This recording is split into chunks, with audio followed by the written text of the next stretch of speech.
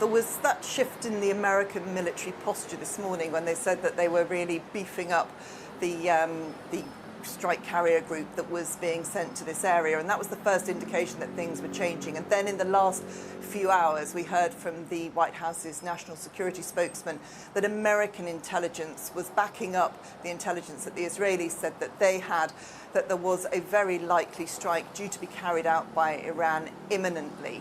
And that was really when things started to change. It came at the same time as reports from the region here were discussing the fact that potentially Iran were moving missiles and drones in a similar way to the way they did back in April, just before they last attacked Israel. So obviously there is a significant sense of anticipation around here. And of course, that could well be part of the mind games that are going on, because Iran has promised that they were going to retaliate. Nothing has come for around 2 weeks, not entirely surprising, because Iran are pretty strategically patient. But the longer it goes on, the more the anxiety grows for people. And every day for the last 2 weeks, there have been peaks in the tension where it seemed like something was going to happen and then it went away.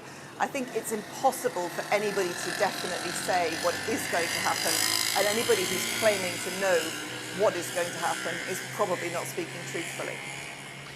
Emma, when we've talked about the geopolitics of the region in the past, at least over the last few months, we've often said that despite very bellicose language on occasions, the actual actions of Iran and Israel have seemed quite carefully calibrated to avoid escalation at times. Has that changed in your view? I think it's probably too early to judge whether that's changed or not, because at this point there has been no retaliation from Iran, just a lot of that language that you speak of suggesting that there is going to be. The question for those trying to assess what's going on here is whether the delay means that Iran is being very careful, it's calibrating its response, or it's playing some kind of spectacular, and what that means for the region.